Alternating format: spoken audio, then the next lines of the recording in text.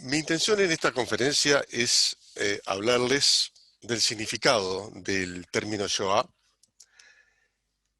que es la forma como se denomina el exterminio de 6 millones de judíos durante la existencia del régimen nazi. Y tratar de sintetizar de la mejor manera posible las características de ese régimen que hicieron posible la Shoah. Así que voy a reflexionar primero que nada sobre los modos de referirse al hecho del exterminio de 6 millones de judíos durante el nazismo, porque los nombres tienen mucho que ver con los significados y los significados tienen mucho que ver con la comprensión o no de los hechos. Shoah no es holocausto. La palabra holocausto tiene un origen antiguo referido al sacrificio de animales con fines rituales. Lo que sucedió bajo el nazismo no tuvo ningún sentido teológico. Por tanto, por más que es uno de los términos más usados, conviene tener claro que es una forma equívoca de referirse a lo que ocurrió durante el nazismo. Otro concepto que se usa comúnmente es el de genocidio. Veamos cómo y cuándo surge el concepto de genocidio y qué comprende el mismo. El término genocidio fue acuñado por primera vez por el jurista polaco Raphael Lemkin en 1943. Originalmente lo acuñó para referirse a la masacre de 1,5 millones de armenios por parte de Turquía entre los años 1915 y 1923. Me referiré brevemente a este hecho, porque fue el primero en su especie en el siglo XX y porque sin duda marcó un precedente directo de la Shoah. ¿Por qué razón? Porque el genocidio armenio comenzó durante la Primera Guerra Mundial, en la que Turquía fue aliada de Alemania, y los alemanes pudieron observar de primera mano lo que ocurría, y sobre todo lo que no ocurrió, que es que no hubo reacciones internacionales ni durante aquel acto de barbarie, ni tampoco después de ella. O sea que los alemanes pudieron observar la total impunidad con que ocurrió aquel brutal genocidio. En el libro El poder del eje en la Europa ocupada, publicado en 1944, encontramos la definición de Lemkin de genocidio. Él decía: la puesta en práctica de acciones coordinadas que tienden a la destrucción de los elementos decisivos de la vida de los grupos nacionales con la finalidad de su aniquilamiento. Destaco acá entonces acciones contra grupos nacionales y la finalidad de aniquilamiento. Según el sociólogo e historiador estadounidense Michael Mann, el genocidio es el grado más extremo de violencia intergrupal y el más extremo de todos los actos de limpieza étnica. Para este autor, el impacto de los genocidios durante el siglo XX es devastador tanto por el número de víctimas como por la extrema crueldad de las acciones. Otra definición la encontramos en el autor Vahan Dadrian,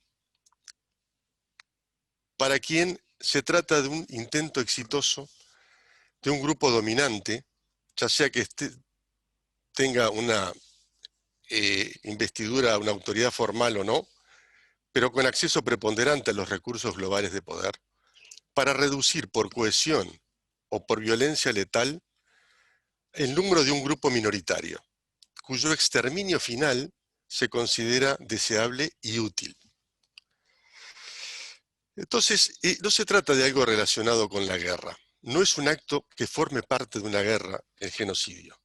La concepción más aceptada de guerra desde Clausewitz es que se trata de desarmar al enemigo, no exterminarlo. Por otra parte, el genocidio o asesinato en masa se diferencia también del asesinato en serie, que consiste en el asesinato sucesivo y periódico de personas aisladas, mientras que el genocidio es una negación del derecho de existencia de grupos enteros. El genocidio tiene en este sentido un carácter masivo, por lo que con frecuencia necesita de la colaboración efectiva de una estructura social. A la salida de la Segunda Guerra y con el advenimiento de las Naciones Unidas, se produjeron diferentes intentos de definir en forma jurídica el concepto de genocidio a los efectos de prevenir y también castigar a quienes perpetren nuevos genocidios. Es así que la Convención para la Prevención y Sanción del Delito de Genocidio de 1948 y el Estatuto de Roma de la Corte Penal Internacional de 1998 ensayaron definiciones para precisar el término, y lo hacen a través de la enumeración de una serie de actos que generalmente son realizados con la intención de destruir, total o parcialmente, a un grupo nacional, étnico, racial o religioso como tal. Subrayo, pues, dos aspectos de esas definiciones: la intencionalidad de destrucción total y los sujetos de esa destrucción, que son los mencionados en su calidad de tales. Los actos a que refieren esas definiciones son los que pueden ver en la placa: matanza de miembros del grupo, lesión grave a la integridad física o mental de los miembros de ese grupo, sometimiento intencional del grupo a condiciones de existencia que hayan de acarrear su destrucción física total o parcial, medidas destinadas a impedir los nacimientos en el seno del grupo, o traslado por la fuerza de niños de un grupo a otro. Este texto fue adoptado por la Corte Penal Internacional. Más allá de ciertas ambigüedades, eventualmente insalvables, creo que está claro que se trata de un evento masivo con intencionalidad de exterminio de un grupo determinado de tipo nacional, étnico, racial o religioso. Vale la pena hacer hincapié en esto porque no faltan ejemplos de banalización del término, hecho que resulta muy perjudicial para la comprensión del fenómeno y especialmente para la memoria ejemplar y para la persecución de la repetición de los crímenes. Lo menciono en particular porque la legislación uruguaya es un ejemplo de esto último que estoy diciendo. En el 2006 se promulgó una ley, la 18.026, llamada de cooperación con la Corte Penal Internacional en materia de lucha contra el genocidio, los crímenes de guerra y de lesa humanidad. En ella, además de ampliar la enumeración de grupos objetivos con dudosa validez conceptual, incursiona en la cuestión numérica y haciendo énfasis en cada inciso, parecidos a los que mencioné recientemente, pero los considera genocidio desde una o más personas del grupo. Considero que esa ley es un buen ejemplo de distorsión total del concepto de genocidio. Ahora bien, vayamos a la Shoah. Shoah es un término hebreo que significa arrasamiento, devastación. Por eso el título de esta conferencia es Anatomía de la Devastación. Esa es una de las acepciones de la palabra hebrea Shoah. Shoah describe originalmente un fenómeno natural, un cataclismo, una hecatombe, sin ningún calificativo valorativo, simplemente es un gran desastre.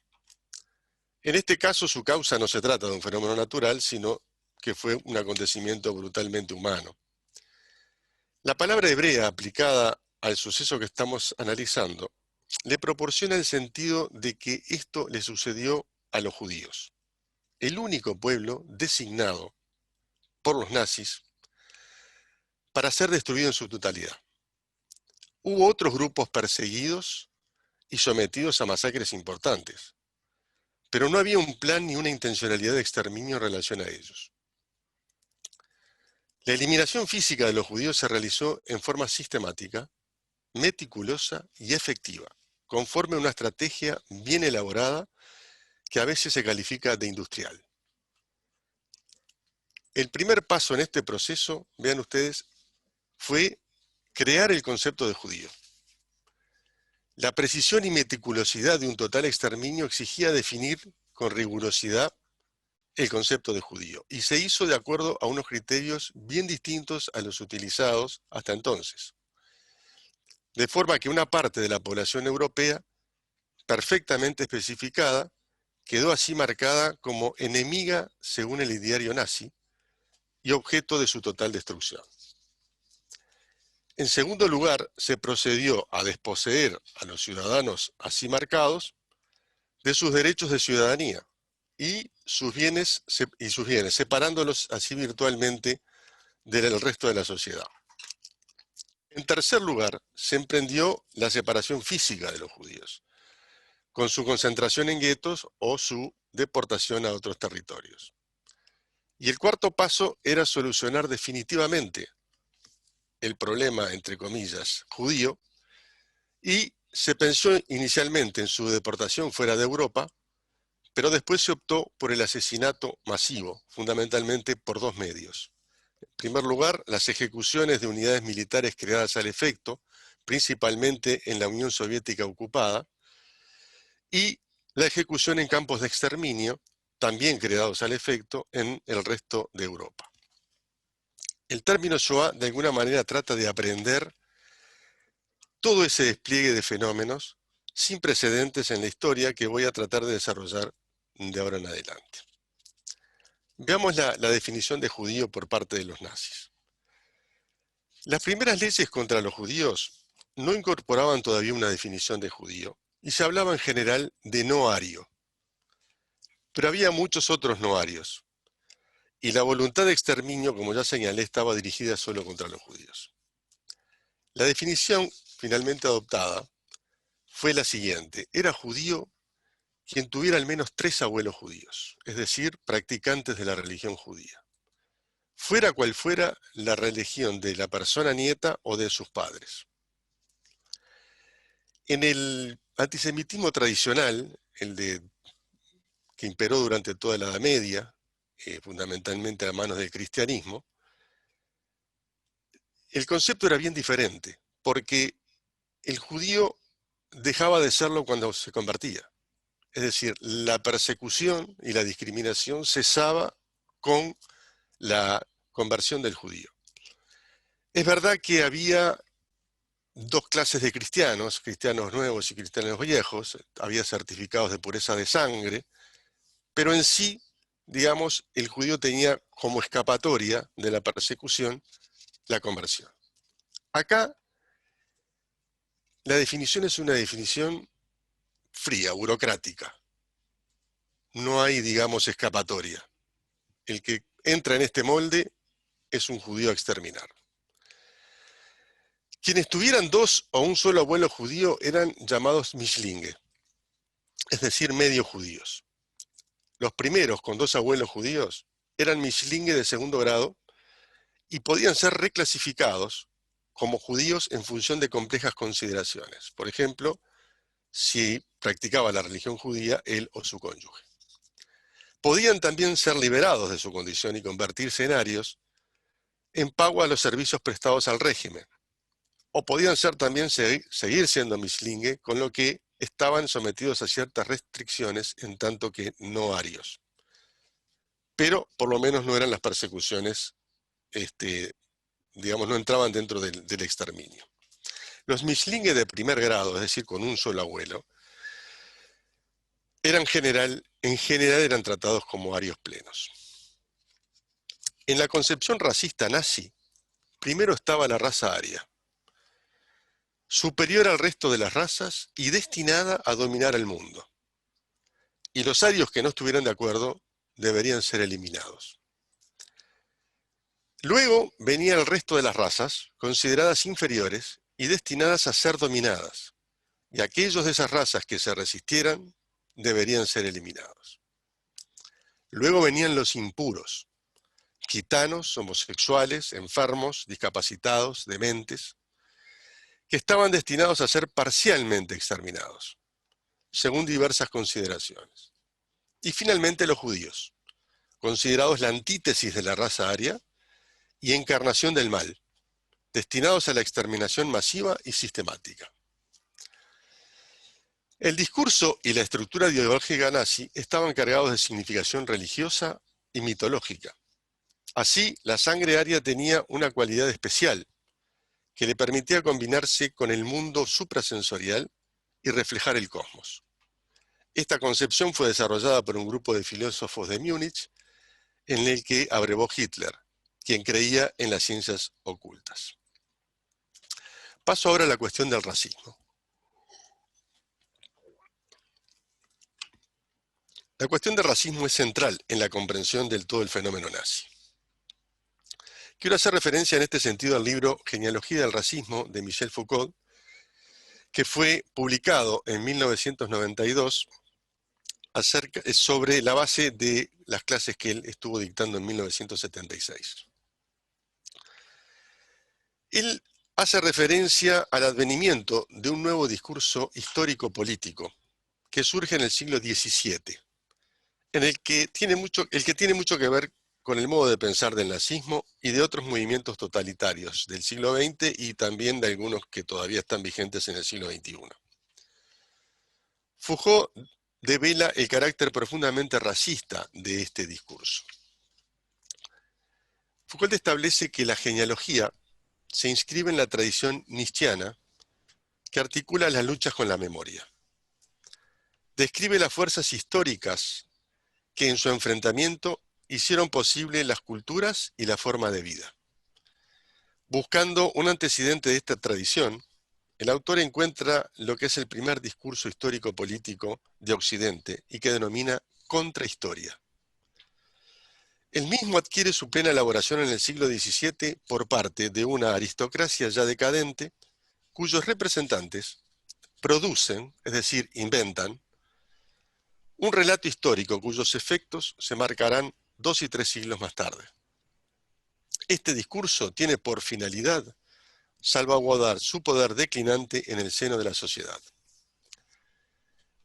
Esta contrahistoria es la que introduce el modelo de la guerra para pensar la historia.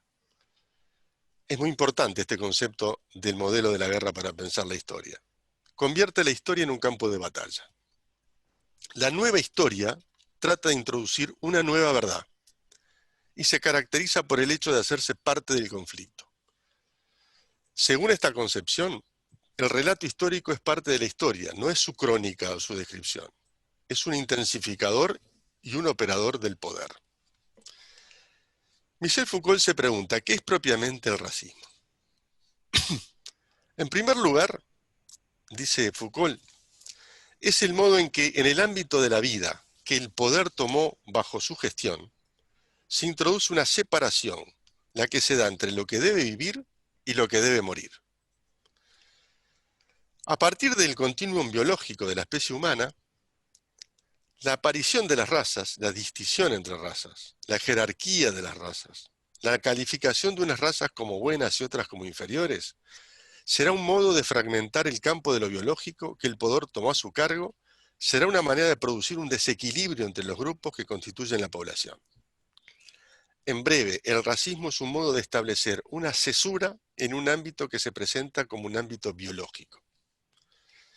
En el caso que estamos analizando, esa cesura la produce el ser o no ario, o más especialmente el ser o no judío. La segunda función del racismo, para Foucault, es la de permitir establecer una relación positiva del tipo: cuanto más mate, hagas morir, dejes morir, tanto más por eso mismo vivirás. Observen la dureza de esta definición, pero es sumamente apropiada. Sigue diciendo Foucault: para vivir debes masacrar a tus enemigos. Si quieres vivir, el otro debe morir. El racismo, en efecto, permitirá establecer una relación entre mi vida y la muerte del otro que no es de tipo guerrero, sino de tipo biológico. Esto permitirá decir, cuanto más las especies inferiores tiendan a desaparecer, cuanto más individuos anormales sean eliminados, menos degenerados habrá en la especie, y más yo, como individuo, como especie, viviré, seré fuerte y vigoroso y podré proliferar. La muerte del otro, en la medida en que representa mi seguridad personal, no coincide simplemente con mi vida. La muerte del otro, la muerte de la mala raza, de la raza inferior o del degenerado o del inferior, es lo que hará mi vida más sana y más pura. Es tremendo, ¿verdad? Pero es una descripción extraordinaria de un pensador muy significativo del siglo XX. Ahora, vean, lo que sigue también es muy esclarecedor. Foucault explica que este mecanismo podrá funcionar justamente porque los enemigos que se quiere suprimir son los adversarios, no en el sentido político del término, sino que son los peligros, sean externos o internos, en relación con la población y para la población. En otras palabras, el imperativo de la muerte en el sistema del biopoder es admisible solo si se tiende a la victoria no sobre adversarios políticos, sino a la eliminación del peligro biológico y al reforzamiento directamente ligado con esta eliminación de la especie misma o de la raza. Este mecanismo explica in totum toda la tradición racista más virulenta del nazismo, pero que también fue y es aplicada por otros regímenes. Así pues, esto significa, desde el punto de vista de este discurso, que los enemigos que tenemos ante nosotros continúan amenazándonos y que solo podemos salir de tal situación al término de la guerra, es decir, no a través de una reconciliación o de una pacificación, sino con la condición de resultar efectivamente vencedores. Otro gran tema, evidentemente, es la sistematización del exterminio. Es bien característico de la Shoah, la sistematización de los procesos de asesinatos masivos, los cuales comenzaron con la concentración de la población judía en guetos y posteriormente en campos de concentración, y culminó con la implantación de la llamada solución final al problema judío, que consistió en el asesinato masivo y sistemático de la población judía. El paso siguiente a la jerarquización racial fue el de la eugenesia racial. Efectivamente, la cuestión de la eugenesia racial se tornó popular en la Alemania nazi, y se buscaron los mecanismos sin precedentes para posibilitar a los arios reproducirse en condiciones ideales. El nazismo como movimiento de masas, con un alto grado de aceptación social, es un movimiento profundamente racista, como ya señalé, en el seno del cual la ciencia se transforma en una voluntad del sistema. El fenómeno de la Shoah queda ligado a la voluntad del sistema. Es una voluntad de abolición, pero, y esto es uno de los aspectos extraordinariamente distintivos, fue una voluntad de practicar una muerte sin odio. Diferente de la pasión de los odios colectivos, encendidos, crispados, de vértigo. Por el contrario, fue un exterminio signado por el trabajo en serie, burocrático, científico, industrial, de elaborar el gas siniestro, acompasarlo con el funcionamiento de un motor, experimentarlo, reunir a las víctimas, trasladarlas, seleccionarlas en grupos y luego ejecutarlas fríamente, para finalmente hacer desaparecer los cuerpos. Nada parecido al arrebato de un degüello signado por el odio. La secuencia, discriminación, segregación, desarraigo, deshumanización, podría decirse también nadificación, y finalmente exterminio, tomó algún tiempo, pero tuvo una eficiencia sin precedentes en la historia. Algunos ejemplos de la historia para ilustrar esto que estoy diciendo.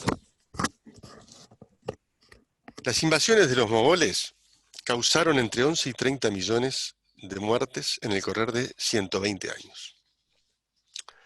Las conquistas musulmanas generaron entre 20 y 80 millones de muertes en el correr de 520 años.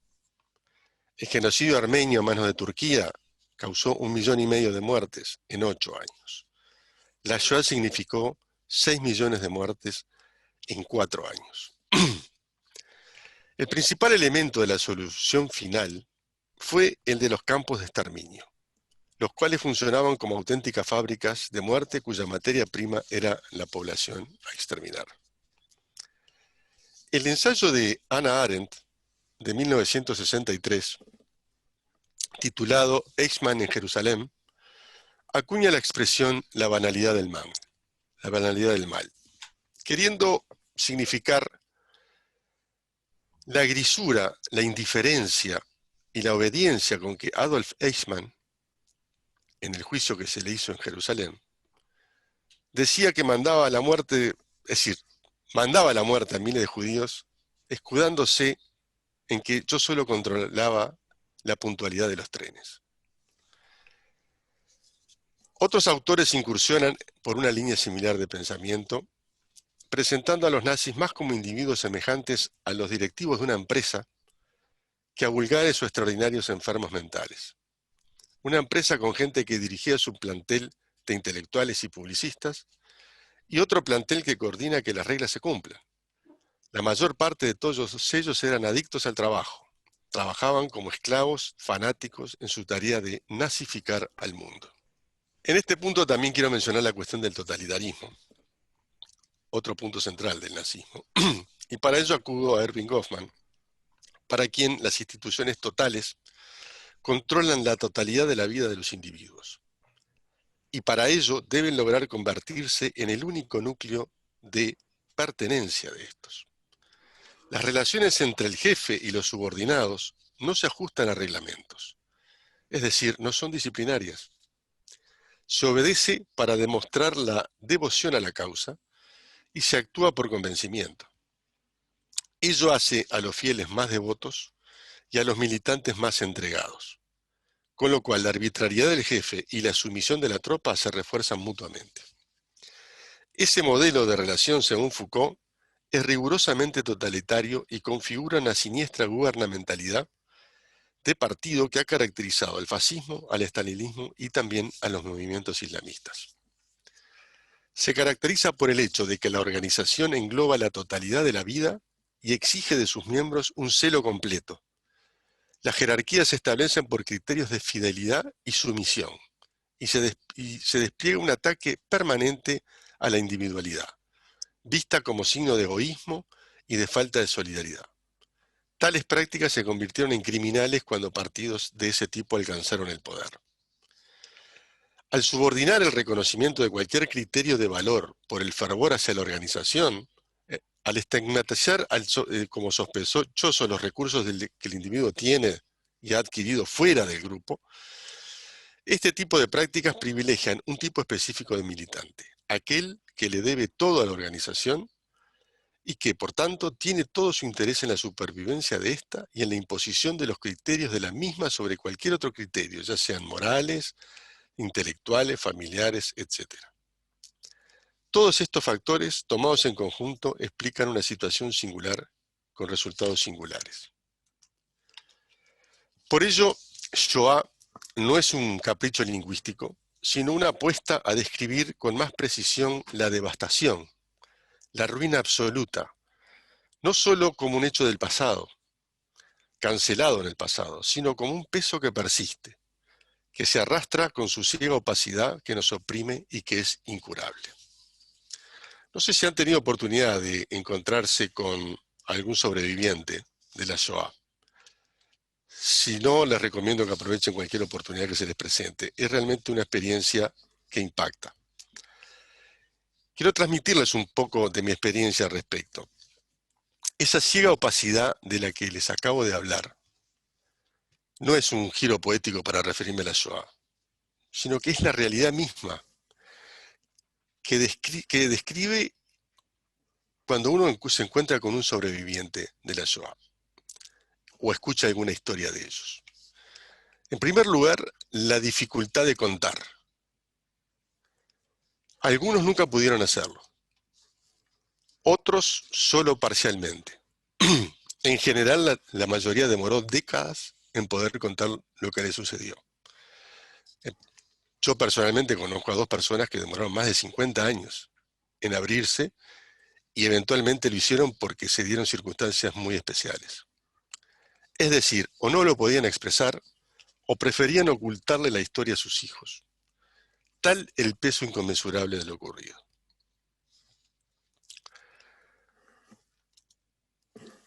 Un elemento singular que introduce la muerte por gas no es solo la industrialización de la muerte. No se trata solo del número. Sucede que el objetivo fijado por los dirigentes nazis es demasiado pesado incluso para los verdugos. Debido a la cantidad, sí, pero también a la presencia de mujeres, niños y ancianos entre las víctimas. La muerte por gas permitió el distanciamiento del acto criminal. Casi podríamos decir que hace posible su ejecución y su negación. Se estableció el anonimato, la posibilidad de negar el crimen en el momento mismo de cometerlo. Anónimas las víctimas, anónimos los verdugos. Una virtual inocencia de los asesinos y una virtual inexistencia de los asesinados. Y de esta manera la dilución de las responsabilidades. Como señalé antes, había una línea de producción, en general a nivel macro, pero también a nivel particular de cada eslabón de la cadena. En los campos de exterminio estaban los que seleccionaban a los que iban a ser desinfectados, el que entregaba los jabones antes de entrar a las duchas, el que cerraba las cámaras de gas, el que introducía los cristales del ciclón B, etc. Todo esto era impensado en aquella época antes de que ocurriera y es todavía difícil de comprender en toda su dimensión. Como ejemplo de esto, Sigmund Freud, en 1933, cuando quemaron sus libros entre los de otros autores judíos, expresó: en algo ha avanzado la humanidad, antes me hubieran quemado a mí. Lo que Freud no podía imaginar en ese momento de 1933 es que si no hubiera escapado, sí lo hubieran quemado junto a los demás. Para muchos autores, el nazismo es considerado una novedad absoluta en la historia. Se trata de una radical singularidad aceptada por los historiadores. Hannah Arendt da una descripción de la inmensidad de lo ocurrido. Observen atentamente lo que expresa. Dice: la inmensidad misma de los crímenes proporciona a los asesinos que proclaman su inocencia con grandes mentiras la seguridad de tener más credibilidad que las víctimas que dicen la verdad. También el porte del delirio ideológico que sustentó todo el aparato criminal ayuda a los asesinos a relativizar los hechos y atenuar responsabilidades. Hay otro aspecto de la Shoah que no quiero pasar por alto, y es el de su estrecha relación con la modernidad. Bauman, en su libro Modernidad y Holocausto, indaga acerca de la condición eminentemente moderna de la Shoah. Es una invitación a introducirnos en el horror que es capaz de producir la modernidad, el horror que produjo en aquella instancia y el que podría volver a producir en cualquier momento. Afirma que dicho encuentro entre modernidad y Shoah resultó posible en gran medida por la emancipación del Estado político, es decir, del monopolio de la violencia, y de las audaces ambiciones de ingeniería social. Ingeniería social y especialmente el control social, obtenido como consecuencia del progresivo desmantelamiento de las fuentes de poder y de las instituciones no políticas de autorregulación social. En la exposición de Max Weber, el teórico más importante sobre la burocracia moderna, resalta como características fundamentales de la burocracia las siguientes: el espíritu racional, el principio de eficiencia, la mentalidad científica y la relegación de los valores al reino de la subjetividad. En esta definición no se menciona ningún mecanismo capaz de excluir la posibilidad de los excesos nazis. Y además, no había nada en los tipos ideales de Weber que exija calificar la descripción de las actividades del Estado nazi como excesos. Así, ninguno de los horrores cometidos por los miembros de la profesión médica alemana o por los tecnócratas alemanes era inconsecuente con la opinión de que los valores son inherentemente subjetivos y la ciencia es intrínsecamente instrumental y neutral valorativa. La civilización moderna no fue una condición suficiente para la Shoah, pero sí necesaria. La Shoah es un logro de la sociedad industrial más la sociedad burocrática. Veamos el conjunto del contexto. La administración pública infundió al resto de las organizaciones su decidida planificación y su burocrática meticulosidad. El ejército le confirió a la máquina de la destrucción su precisión militar, su disciplina y su insensibilidad. La influencia de la industria se hizo patente tanto en el hincapié sobre la contabilidad, el ahorro y el aprovechamiento, como en la eficiencia de los centros de la muerte, que funcionaban como fábricas. Finalmente, el partido aportó a todo el aparato el idealismo, la sensación de estar cumpliendo una misión y la idea de estar haciendo historia. Fue, en efecto, la sociedad organizada cumpliendo una tarea especial. El ingente aparato burocrático, a pesar de dedicarse al asesinato en masa a escala gigantesca, demostró su preocupación por la corrección en los trámites, por la sutileza de la definición exacta, por los pormenores de las regulaciones burocráticas y por la obediencia a la ley. Vean ustedes, el departamento de las SS encargado de la destrucción de los judíos europeos se denominaba Sección de Administración y Economía. Dice Bauman, solo era mentira en parte. Esta denominación reflejaba fielmente, hasta un extremo que produce náusea, el significado organizativo de su cometido. Si prescindimos de la gigantesca magnitud del oprobio moral, esta actividad no difería en sentido formal, el único sentido que se entiende en la burocracia, del resto de las actividades organizadas, concebidas, controladas y supervisadas por las secciones administrativas y económicas normales. Al igual que cualquier otra actividad susceptible de someterse a la racionalización burocrática, encajaba en la sobredescripción de la administración que hizo Max Weber. El cumplimiento objetivo de las tareas significa, ante todo, que las tareas se llevan a cabo según unas normas calculables y sin tener en cuenta a las personas. El burócrata no participa de ninguna pasión, no está tomado por afecto alguno, simplemente cumple con eficacia una acción. Eventualmente una eficacia agregada por las circunstancias de estar bajo un estado totalitario y, por tanto, el temor a las consecuencias de no ser eficiente. Ahora bien, y este es otro aspecto muy interesante.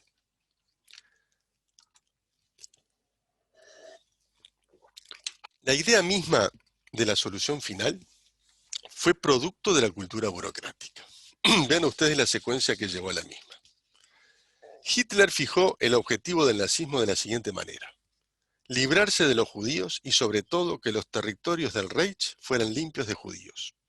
Había un término, una palabra alemana que quería decir específicamente limpio de judíos. Pero no especificó cómo había que lograrlo. Una vez fijado el objetivo, todo se desarrolló tal y como Weber con su habitual claridad había explicado. El político se encuentra ante el funcionario calificado de la dirección de la administración. Había que conseguir el objetivo y la forma de hacerlo dependía de las circunstancias, de unas circunstancias valoradas por los expertos, teniendo en cuenta la viabilidad y los costos de las vías alternativas de acción. Así, lo primero que se eligió como solución práctica para conseguir el objetivo de Hitler fue el traslado de los judíos. Si había otros países más hospitalarios con los refugiados judíos, el resultado sería una Alemania libre de judíos. Después de la anexión de Austria, Eichmann se ganó entusiastas elogios tras coordinar y acelerar la inmigración en masa de los judíos austríacos. Pero el territorio bajo dominio nazi empezó a aumentar. Inicialmente la burocracia nazi consideró que la conquista y la apropiación de territorios cuasi coloniales era la oportunidad soñada para completar la orden del Führer. Se obtenía el deseado vertedero para los judíos que aún vivían en el territorio alemán llamado a ser racialmente puro. Así, cerca de Nisko, en lo que antes de ser conquistada había sido la Polonia central, se proyectó una reserva para el futuro principado judío. La burocracia alemana, encargada de la administración de los antiguos territorios de Polonia, puso sin embargo objeciones. Ya tenían bastantes problemas controlando a los judíos autóctonos. Así, Eichmann se pasó un año entero trabajando en el proyecto Madagascar. Derrotada Francia, se podía transformar la antigua colonia en el principado judío que no se podía crear en Europa. Pero el proyecto Madagascar también fracasó, debido a la enorme distancia, a la cantidad de barcos que se requería y a la presencia de la Marina Británica en los mares. Mientras tanto, continuaba aumentando el tamaño de los territorios conquistados y con ello el número de judíos bajo jurisdicción alemana. Cada vez era más tangible la perspectiva de una Europa dominada por los nazis y no ya un Reich reconstruido. Gradual pero inexorablemente, El Reich de los 1000 años fue tomando la forma de una Europa dominada por Alemania. En esas circunstancias, el objetivo de una Alemania libre de judíos tuvo que adaptarse al proceso. De manera casi imperceptible, poco a poco pasó a convertirse en la idea de una Europa libre de judíos. Unas ambiciones tan desmedidas no se podían conseguir con Madagascar por cerca que estuvieran, aunque, según algunos autores, existen pruebas de que hasta julio de 1941 todavía había la idea de que se podían ubicar en la lejana Unión Soviética. Pero esto tampoco, el triunfo sobre la Unión Soviética tampoco se concretaba. Así que el 1 de octubre de 1941, Himmler ordenó que se pusiera fin a la emigración de los judíos. Así la tarea de librarse de los judíos dio un giro y hubo que buscar otros métodos más efectivos para su cumplimiento. El exterminio físico fue el método escogido. Era el más viable y eficaz para conseguir el inicial y ahora ampliado objetivo de Hitler. Tomada la decisión, el resto fue cuestión de coordinar entre los distintos departamentos de la burocracia del Estado. Se realizó una cuidadosa planificación, se diseñó la tecnología, los equipos técnicos, se presupuestó, se hicieron cálculos y se movilizaron los recursos necesarios. Simple rutina burocrática.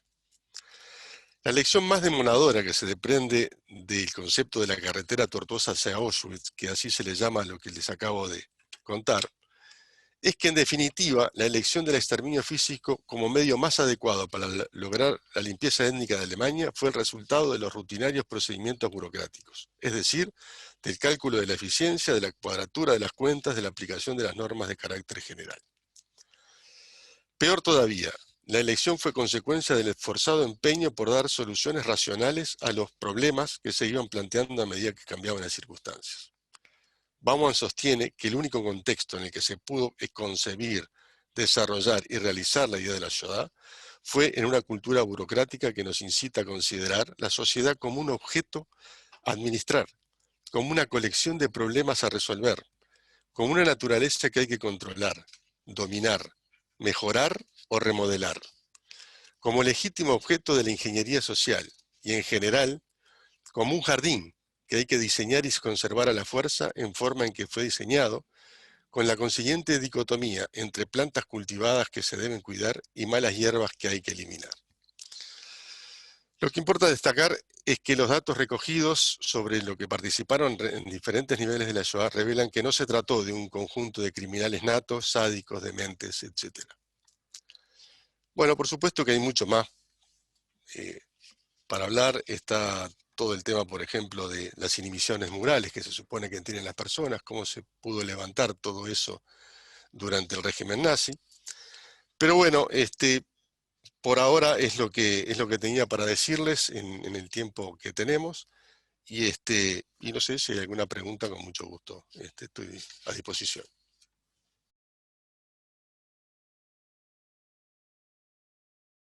También podríamos decir que son razones burocráticas, al fin y al cabo.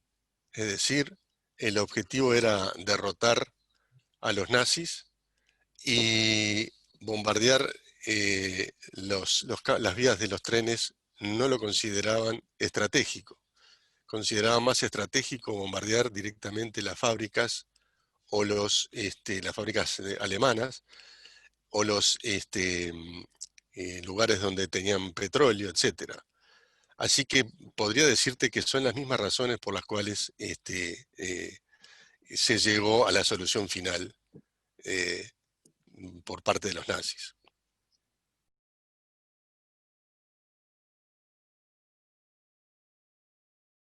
Esto tiene que ver con lo que expliqué de la contrahistoria de Michel Foucault.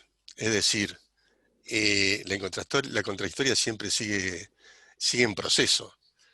Entonces, los que por razones de simpatía con el nazismo, las corrientes neonazis, o aquellos que están embebidos por el antisemitismo, siguen tratando de generar un relato alternativo, tal como se describe en lo que es la contrahistoria,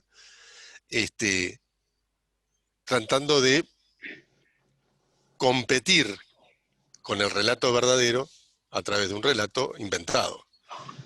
esa es la razón, digamos. Hay una necesidad o un interés en defender la causa de los nazis o defender, digamos, eh, ese sentimiento racista antisemita, eh, negando, digamos, la tragedia de los judíos.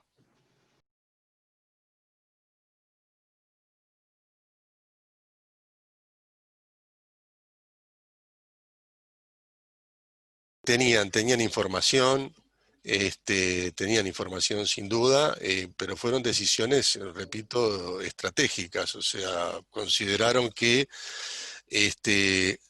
dada la relación de fuerzas que había, era prioritario atacar a la parte, digamos, más cercana a lo que era la maquinaria bélica nazi, y primó eso a la parte humanitaria. Esa es la razón realmente. O sea, información había, sin duda que información había y sabían dónde estaban los campos. Y son fundamentalmente ideológicos. O sea, la ideología nazi persiste en una cantidad de países del mundo, por diversas razones. Es decir, obviamente que las ideologías se van adaptando a los contextos, pero permanecen ciertas bases. Y sin duda, siguen habiendo intereses, sigue habiendo gente que todavía eh, es nostalgiosa de aquella ideología nazi. Eh, Fíjense, por ejemplo, acá en Uruguay se rescató el águila del barco hundido, este, en el Río de la Plata, ¿verdad? Y eso, digamos, si se pusiera en una subasta abierta, habría cantidad de interesados. Entonces, se maneja la cosa para justamente en una lucha para que el nazismo, digamos, no darles, digamos, la oportunidad de que reaparezca. Eh, pero efectivamente hay grupos en casi todos los países del mundo que de una u otra manera están cercanos a la ideología nazi. Es tal el peso, digamos, de criminal del holocausto, que la única forma, digamos, de poder sobrellevar es negándolo.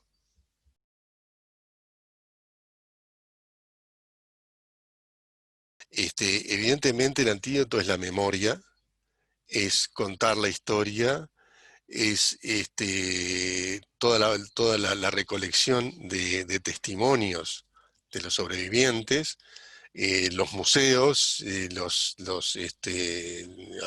acá por ejemplo están mostrados en alguna placa los memorials del Holocausto. Es decir, es esa presencia del tema, y bueno, es muy importante que esté presente en la educación, obviamente. Es decir, porque si no, si los jóvenes no saben esta historia, son fácil presa del negacionismo, precisamente. Así que, digamos, la educación juega un papel muy importante, y la memoria, esa que todos los años se renueva, también.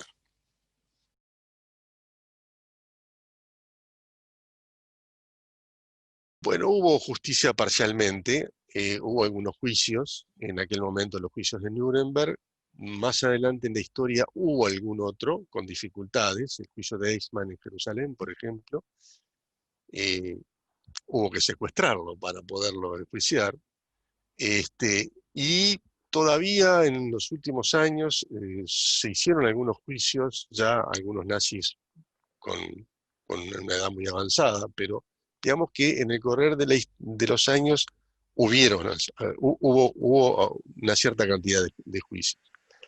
Es verdad que también hubo todo un mecanismo de fuga por la cual muchísimos nazis se salvaron. Se salvaron, para no ir muy lejos, en Argentina, se salvaron en Chile, en el mundo árabe se salvaron una cantidad, es decir, que rápidamente se escaparon hacia ahí, que fueron este, aceptados oficialmente, digamos.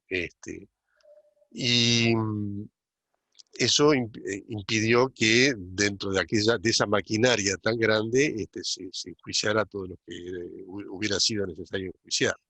Así que bueno, pero igual cada juicio tiene un carácter simbólico muy importante.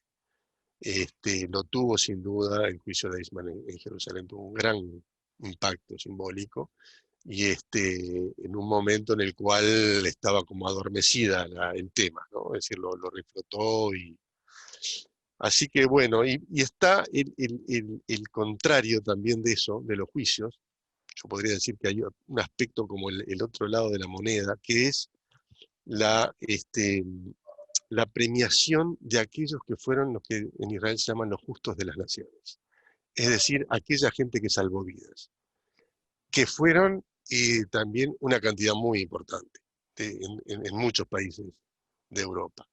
Así que bueno, esas son las armas que tenemos, digamos, para lidiar con esto.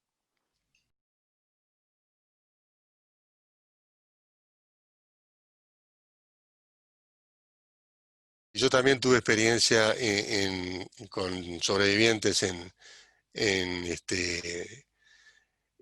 salones de liceo y la verdad que hay que ver el interés que tienen los chicos. Realmente a mí me impresionó el interés con que seguían los chicos la exposición y las preguntas que le hicieron después. Así que sí, estoy de acuerdo que es una vía sumamente válida e importante.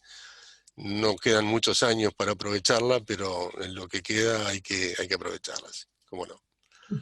Bueno, les agradezco mucho a todos y la verdad que fue un gran gusto estar con ustedes.